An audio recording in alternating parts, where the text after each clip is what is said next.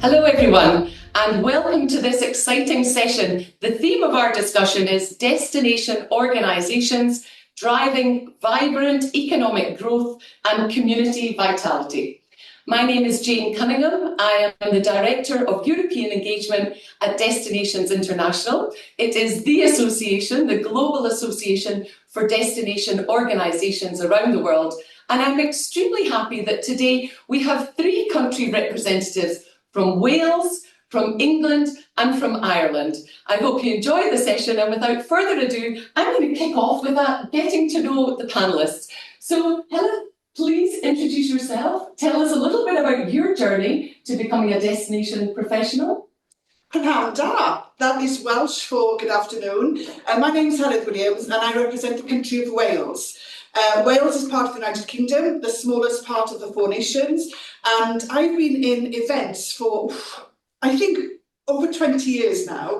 So I've had a varied career, always about the promotion of a destination, always about Wales, whether it be living abroad representing Wales overseas or living in Wales representing Wales, in the private sector delivering events, as in operation delivery, and now very much about leading the business events narrative in Wales and promoting Wales as a viable business events destination globally. Fantastic. How long have you been at Event Wales? So this is my 8th year now, doing head of business events for Event Wales and looking for the business event side of things, so purely the MICE side of things. Fantastic, a true destination professional. And I have to say we're actually recording this session on the 19th of February and we're marking the day of Destination Professionals Day. It's the 2nd year that Destinations International has been running this day, and it's all about how do we shine a light on the importance of destination organisations around the world and the professionals that support it. So excellent. So Linda, I'd like you to introduce yourself. Good afternoon, everybody. I'm Linda Best. I head up the business tourism section of the Birmingham West Midlands Convention Bureau and Visit Birmingham and the West Midlands.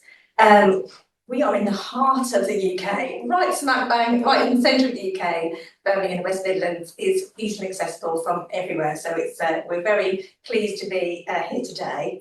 I have been in the industry for over 30 years.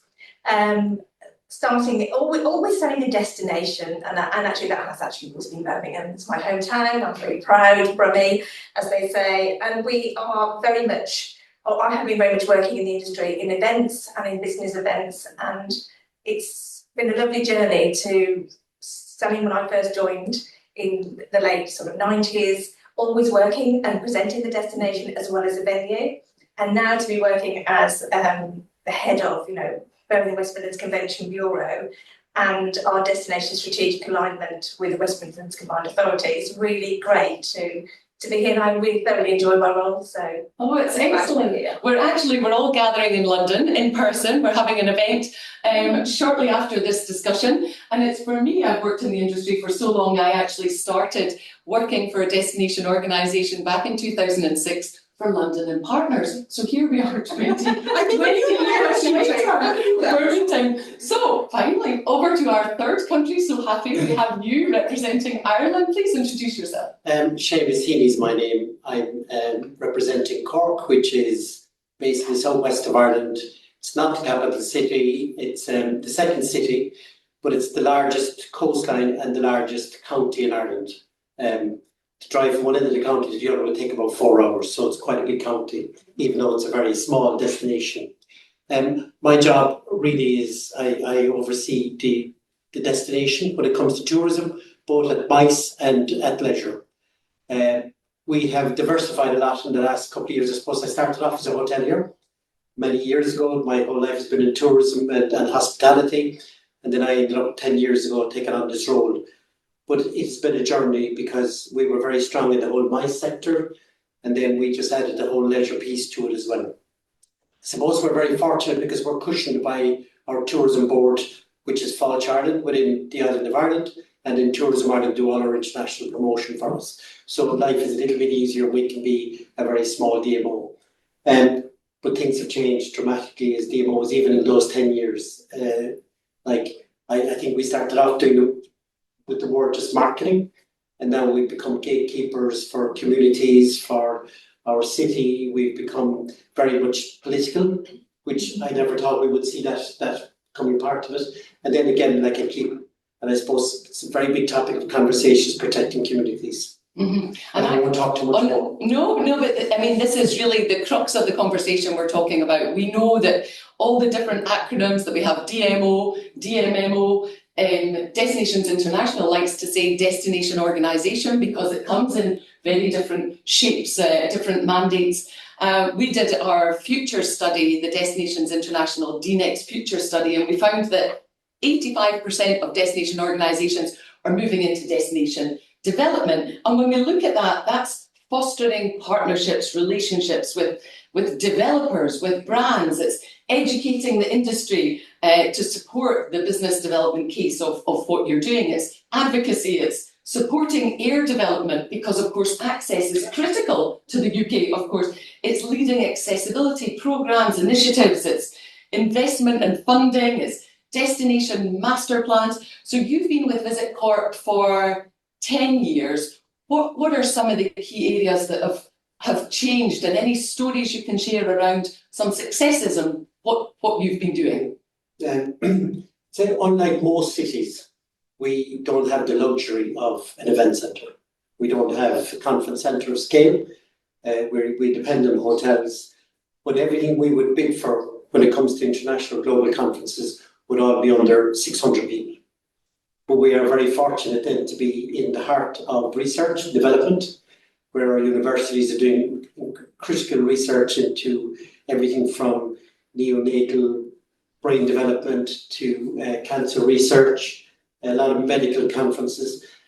And the story begins there. But I suppose our journey has changed dramatically. I keep saying we started off as when Visit Cork was formed and the Pure Cork brand was created, it was about literally its marketing. And I just think that has transitioned greatly. I would even say in the last 3 to 5 years, and going from outward facing promotion to inward management of stakeholders, managing our universities, our partners. And when I talk about our partners, again, we would have always thought it was anybody in the tourism business, but you said it goes beyond that now. It goes far beyond it. Touches so many sectors. And even the title of your organisation, that it really does put a sort of stake in the ground, saying West Midlands Growth Company. So growth as in economic growth, or what's the transfer? How long has the company been? So the company transitioned to the West Midlands Growth Company in 2018, 2019, and it was marketing very. So we again moved from that marketing destination to actually a pillar of what else we can deliver as an economic impact into the framework. So we're more like an economic development framework. Everything we do aims around the regional tourism framework that we're working to. So it's all about growth, development, generative jobs, people, inward investment. So we have a lot of and commercial part. You talked about partners. Partners is really important for our organisation, for us all to work together, because it empowers places, it empowers people, it empowers a prosperous destination. And it's not just all about how do you work that through the events, with events as well. So it's the whole journey of working with inward investment right the way down to the power of events altogether. And I think that storytelling and the partnerships is really important now, because that's where we're driving through an economic development platform, again with our West Midlands Combined Authority. Yeah, I think this is interesting, and we'll get onto that a little bit later about, are we telling the right story through innovation, through the right data, but to different people in different communities. Now, coming across to Wales, you've got the whole country. Yes, the whole country. It is a small country, it's a small compact country. But I'm looking at, I agree with everything you both said, but I look at it slightly differently because I sit directly in government. So Wales has devolved government and has done for over 20 years. So a lot of our decisions are made by the Welsh Government in Wales for the Welsh people. A lot of other decisions are still made in Westminster as part of the UK wider government. But I think that the challenges we face, or the way I simplify it, is we have two audiences. One is the buyer audience, the buyer community, which is the easy one to market and to share our story and our storytelling, our narrative. And that is how we present the products, the experiences and everything, whether it's our academia, our sectors. That's the easy part to an extent.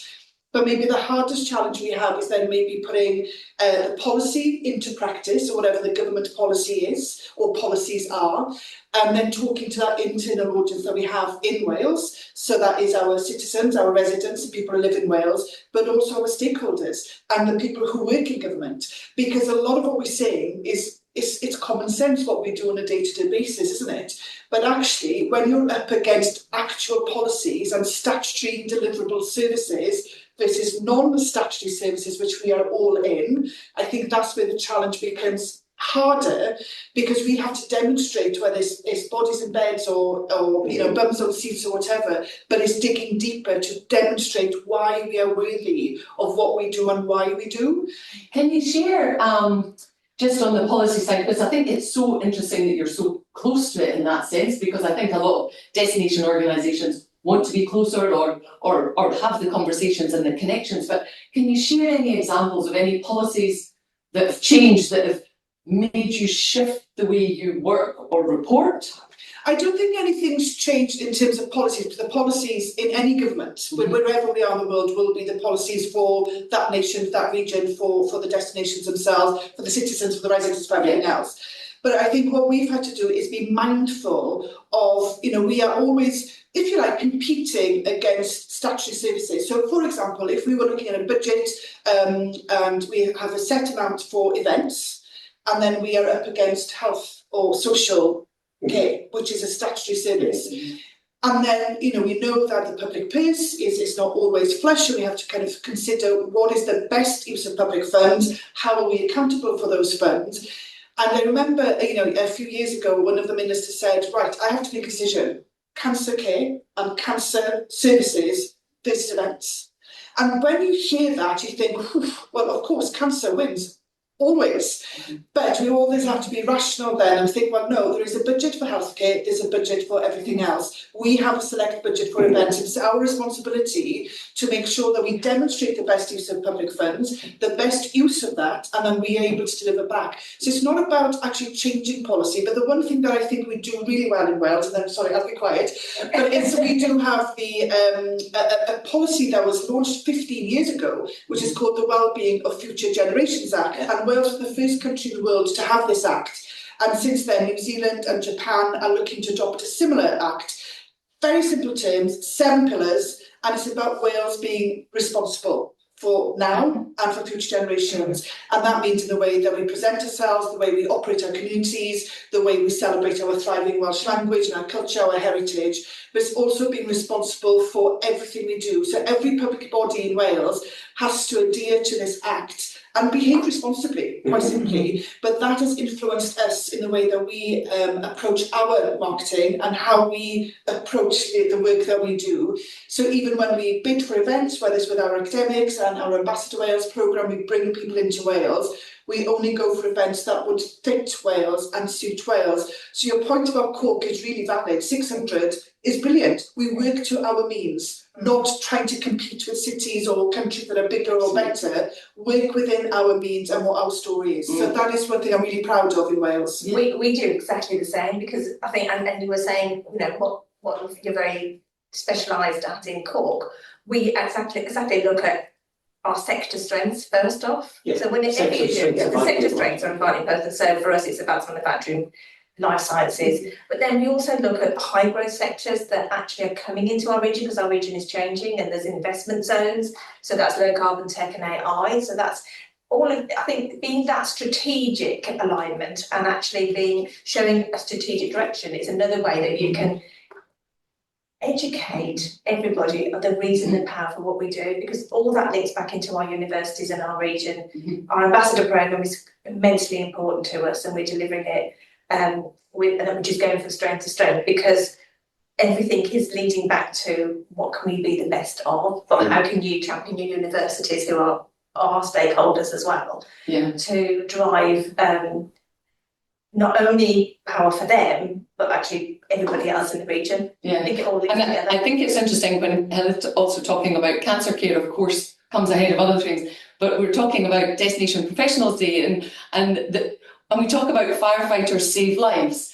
teachers expand minds, destination professionals support thriving community. Absolutely. And it comes back to why it's important to bring these conferences, or how can we bring tourism that connects in a way that supports. And there's wonderful stories that, of course, that can be told. I think if the intention of we want these kind of conferences because they align with either our sector strengths or where potentially there's gaps, and it doesn't need to be the big massive conferences if you're not counting just heads and beds and bums and seats. If you have a small conference that creates the partnerships and drives, I think that's and I think sometimes politicians need to be educated, to the ways of tourism. And I totally agree, when it comes to the public purse, you look at economics versus healthcare.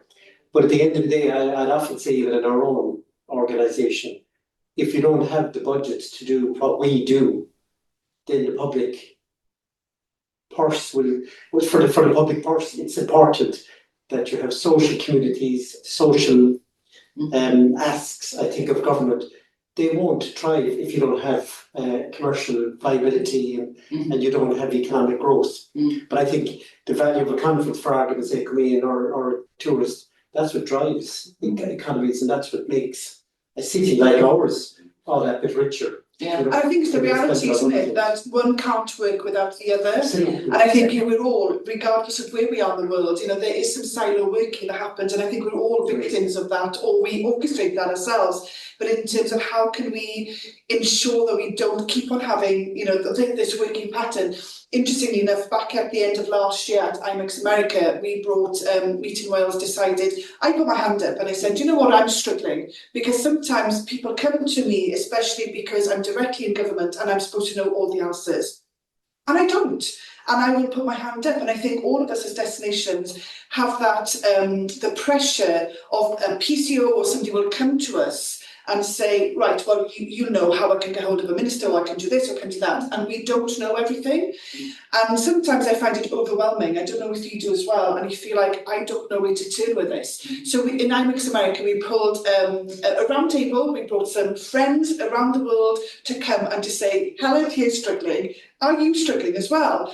And it was the most cathartic, wonderful moment of belonging, being with fellow peers and actually feeling safe to say, do you know what, I don't know, and I'm struggling, where should I go for the answer, or how can I change this? And once one person starts, I think everybody else will then start doing the same. And I think one of the best things that we do as destinations is we put on an amazing front and pretend everything is wonderful and everything is good and easy, and yes, we've got everything covered.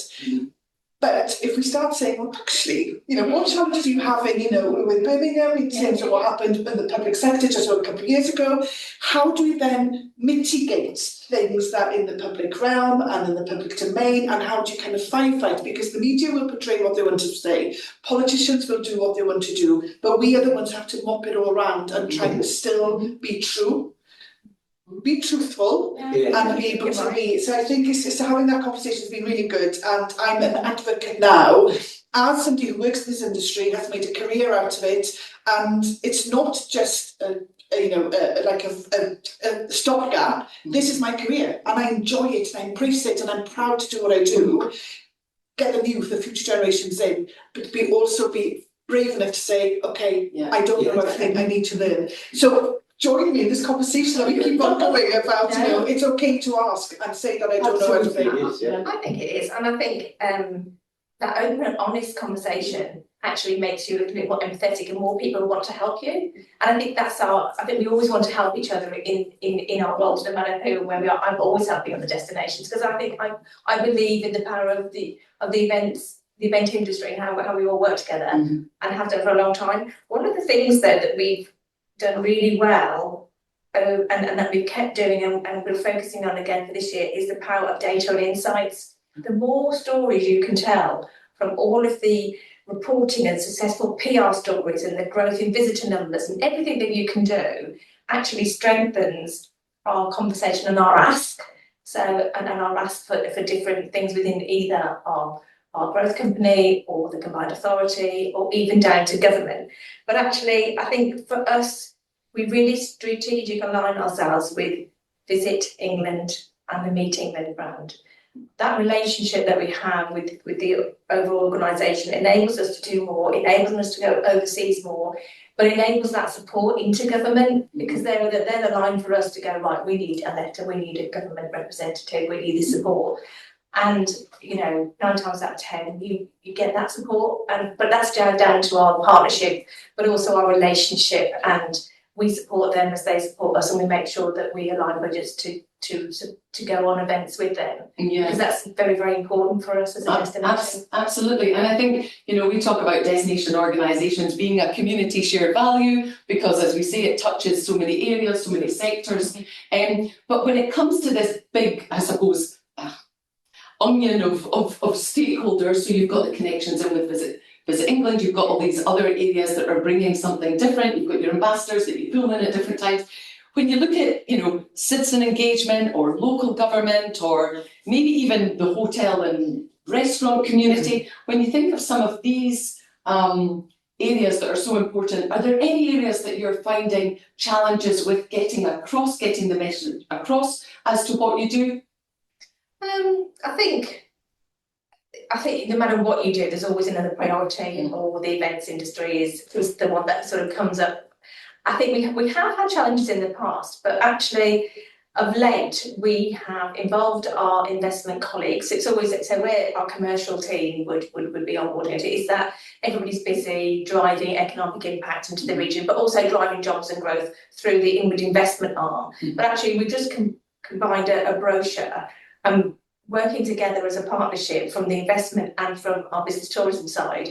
We have sort of this great new meet invest. So while you're investing, bring an event or come to an event, or if you want to invest more, use the power of our events that are in the region to come and tell the story and support that event. But also, sponsor it, be in the room, because then that's generating more opportunities, both for our conference industry and our meetings and events that we do, and also our England investment and corporate colleagues and partnerships. And I think every destination does have that visit, meet and invest agenda. It's a core staple for all that we do. But I think the interesting thing with all of this, we're all competitors, but we're all collaborators. And I think, the word, event and tourism, event uses tourism infrastructure, regardless. One can't work without the other. And I think one of the challenges is being an ex-hotelier, you will see in terms of the hotel community will want bums and beds today. And then when we talk about bringing events maybe in 6 months, 12 months, 18 months, 2 years time, or when the association world, 3-4 years down the line, they want money this quarter or quarter two. And I think it's balancing those expectations and managing the risk as much as we can is one of the key things. And I think from my perspective, that is what we are hearing back in terms of, some of the challenges. Geopolitics, a huge driver of uncertainty in many, many parts. So it's just trying to kind of be topical to understand what's happening in the world, but also being true to what we are responsible for. But how does that private sector come in and play their role and play their part responsibly as well? Yeah, exactly. Because I think every destination has to compete for its share of the world's either investment or talent. So the promotion of the place is hugely important at the heart of what you're doing. But I think, as you say, it's wonderful that so many destinations come together. Every destination's at a different stage of their journey or their mandate, or all of a sudden they've got this that they need to look at. Well, who can I speak to? Because that bit isn't competitive. How you actually work with your stakeholders, how do you tell your story? I think it's great when people are coming up with more initiatives, advocacy initiatives, stories to tell, different stories to different stakeholders. So I think we're moving sort of towards the end of our conversation, which has been fantastic. But maybe if we were to think further down the line, Seamus, you've been there 10 years, thinking in 5 years' time, if we were to interview you again, is there one thing or a couple of things that you think, this is what I really want to get over the line, or I'd love to see that in Cork? Maybe it's a convention centre. It absolutely is. It really is. Yeah. I suppose I often think as a destination like ours, and I don't want to be the complainer at a national level, but it's like we're economic drivers and we're asked for the same KPIs and given the same KPIs as Dublin would have as a capital city. But yet we've one hand tied behind our back. We don't have the direct flights that we would love to have. We don't have the large scale hotels, a hotel in Ireland and then Cork maximum size is about 150 rooms, which is not always the best if you're bidding for a conference even of 600 people, because the conference is probably going across 8 to 10 hotels, and that's not always ideal when you're competing against another destination. But I think if just to simplify that, yes, absolutely it would be this. It would be, suppose two things. On the positive side, it would be an event centre, and on the other side of that is that we don't want to get a name for having over tourism. We want an even keel and an even balance. And I think the narrative one time was, and we were all tasked with it, is how do we grow tourism? Now, how do we ensure tourism plays its role in society, and how do we make sure it doesn't damage already the communities that are there and the well-being of our citizens? Yeah. But how does it fit in? And I suppose rather than growing it. And then I just finish off when I was talking to other destinations, and you're so right, like none of us know everything, and you're always all the time learning. But the word visit is almost disappearing from, and it's not the cool word for destinations anymore, because you shouldn't be out there attracting new business. It should be, this is the new one. So this is Amsterdam, this is Barcelona, this is London, this is Cork, as opposed to just visit. Yeah, we're going to have a whole other panel when we talk about tourism, a force for good, because that's exactly what we're talking about. So Linda, over to you. If you're looking further down the line, what do you think you want to achieve? I think you're absolutely right when we talk about visitor impact on your destination. And for the Para events, I want to see us, and we're developing at the moment, a sustainability and impact guide designed to support all the organisers coming into our destination. But that means delivering meaningful and long-term impact. And how we're going to do that is kind of work with one organisation, and this was United 2022, who are a legacy organisation from the Commonwealth Games, who actually put together a major event skills academy. Now, that is driving people back into our industry. So it's training development in sports, but also in hospitality and events, training those young people and giving them the opportunity to come into our industry is something that we can demonstrate and aligns to obviously the priorities of our destination. We talked about employment skills for young people, and actually we're putting a framework together to make sure that the community, everything's regenerated, but we'll have events that come in and say, well, what can I do in your destination to create legacy and impact here? We have a written statement to say, right, this is where we're going to go, and we'd like you all to do this, rather than building something on their own. Use one that's already in the destination that's going to make a big impact for local people. That's what I would like to see. Yeah, no, that's fantastic. That can be replicated. Yeah, absolutely. Anyway, that's wonderful. Thanks.